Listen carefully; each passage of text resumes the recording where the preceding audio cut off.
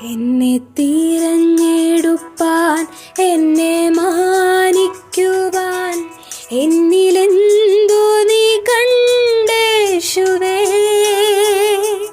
എന്നെ തിരഞ്ഞെടുപ്പാൻ, എന്നെ മാനിക്കുവാൻ, എന്നിലെന്തു നീ കണ്ടേശുവേ. ഒരു യോഗ്യതയും പറയാനില്ലായേ,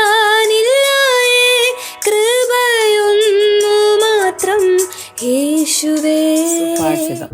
യിരെമ്യാ പ്രവചനം 14-ാം അധ്യായത്തിന്റെ 20-21 വാക്യങ്ങളിൽ, യഹോവേ, ഞങ്ങൾ ഞങ്ങളുടെ ദുഷ്ടതയും ഞങ്ങളുടെ പിതാക്കന്മാരുടെ അകൃത്യവും അറിയുന്നു.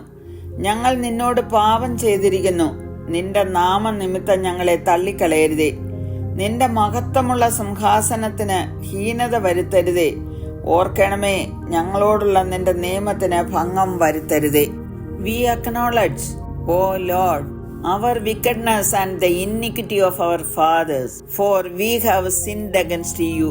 യിരെമ്യാ പ്രവാചകൻ ശുശ്രൂഷ ചെയ്യുന്ന കാലത്ത് യഹൂദ ജനങ്ങൾ കടുത്ത ധാർമ്മികവും ആത്മീയവുമായ അധപ്പതനത്തിലായിരുന്നു. അവർ വിഗ്രഹങ്ങളെ ആരാധിക്കുകയും പലതരം ദുഷ്ടതകളിൽ ഏർപ്പെടുകയും ചെയ്തതുകൊണ്ട് ദൈവത്തിൽ നിന്ന് അകന്ന് ജീവിച്ചു.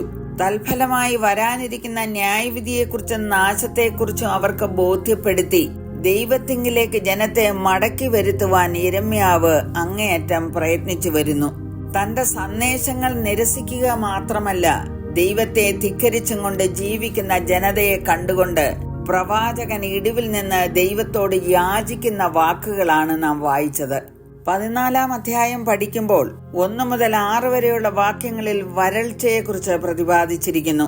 പ്രഭുക്കന്മാർ മുതൽ കർഷകർ വരെ ജീവിതത്തിന്റെ നാനാ തുറകളിലുമുള്ളവർക്ക് അത് ബാധകമായി തീർന്നു. ഉടമ്പടി ലംഘനത്തിന്റെ പ്രതിഫലനമാണ് വരൾച്ച എന്ന് ആവർത്തന പുസ്തകം 28-23 എഴുതിയിരിക്കുന്നു. നിന്റെ തലയ്ക്ക് മീതെയുള്ള ആകാശം ചെമ്പും നിനക്ക് കീഴുള്ള ഭൂമി ഇരുമ്പുമാകും.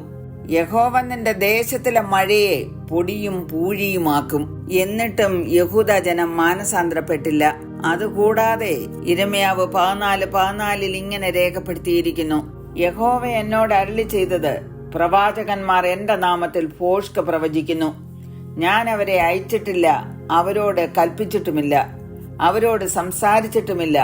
അവർ വ്യാജ ദർശനവും പ്രശ്നവാക്യവും ഇല്ലാത്ത കാര്യവും സ്വന്തം ഹൃദയത്തിലെ വഞ്ചനയും നിങ്ങളോട് പ്രവചിക്കുന്നു. ഈ ജനത്തിന്റെ ഉപവാസത്തിലും യാഗങ്ങളിലും ദൈവം പ്രസാദിക്കയില്ല എന്നും അവർക്ക് ശിക്ഷാവധി നൽകുമെന്നും ദൈവം അരുളി ചെയ്തു.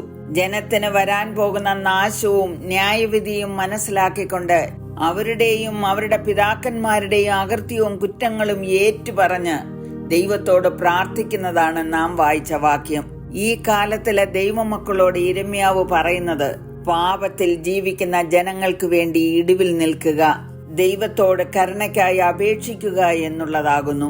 ഇയ്യോബ് തന്റെ സ്നേഹിതന്മാർക്ക് വേണ്ടി പ്രാർത്ഥിച്ചപ്പോൾ യഹോവ അവന്റെ സ്ഥിതിക്ക് ഭേദം വരുത്തി. മുമ്പേ ഉണ്ടായിരുന്നതൊക്കെയും യഹോവ ഇയ്യോബിന് ഇരട്ടിയായി കൊടുത്തു എന്ന് എഴുതിയിരിക്കുന്നു. തമ്മിൽ പാപങ്ങളെ ഏറ്റുപറഞ്ഞ് ഒരുവന് വേണ്ടി ഒരുവൻ പ്രാർത്ഥിപ്പീൻ എന്ന് യാക്കോബ് പറഞ്ഞിരിക്കുന്നു. ദൈവവുമായുള്ള കൂടിക്കാഴ്ചയാണ് പ്രാർത്ഥന. ദൈവത്തിന്റെ ഇഷ്ടത്തിന് നമ്മെ തന്നെ സമർപ്പിക്കുന്നതാണ് പ്രാർത്ഥന. ദൈവിക സമാധാനം അനുഭവിക്കുവാനുള്ള അടിസ്ഥാന മാർഗമാണ് പ്രാർത്ഥന. പ്രാർത്ഥനയുടെ അനിവാര്യത വേദപുസ്തകത്തിൽ ഉടനീളം കാണുവാൻ കഴിയും. ആകയാൽ നമുക്ക് വേണ്ടിയും മറ്റുള്ളവർക്ക് വേണ്ടിയും ഇടിവിൽ നിന്ന് പ്രാർത്ഥിപ്പാൻ നമ്മെ തന്നെ സമർപ്പിക്കാം. യേശു കർത്താവ് ക്രൂശിൽ കിടക്കുമ്പോഴും, പിതാവേ, ഇവർ ചെയ്യുന്നത് ഇന്നത് എന്ന് അറിയായിക്കൊണ്ട് ഇവരോട് ക്ഷമിക്കണമേ എന്ന് പറഞ്ഞു. യേശുവിൽ വിശ്വസിക്കുന്നവർ യേശുവിന്റെ മാതൃകയാണ് പിന്തുടരേണ്ടത്. ആകയാൽ തീരുമാനമെടുക്കാം. കരുണയുള്ള പിതാവേ, അകൃത്യവും പാപവും ചെയ്യുന്നവർക്ക് വേണ്ടി ഇടിവിൽ നിന്ന് പ്രാർത്ഥിപ്പാൻ അടിയങ്ങൾക്ക് കൃപ തരണമേ എന്ന് യേശുക്രിസ്തുവിന്റെ നാമത്തിൽ അപേക്ഷിക്കുന്നു. കേൾക്കണമേ. ആമേൻ. എനിക്കായി മരിപ്പാൻ, എനിക്കായി സഹിപ്പാൻ, എന്നിലെന്തു നീ കണ്ടേശുവേ. ഒരു മാന്യതയും പറയാനില്ലായേ,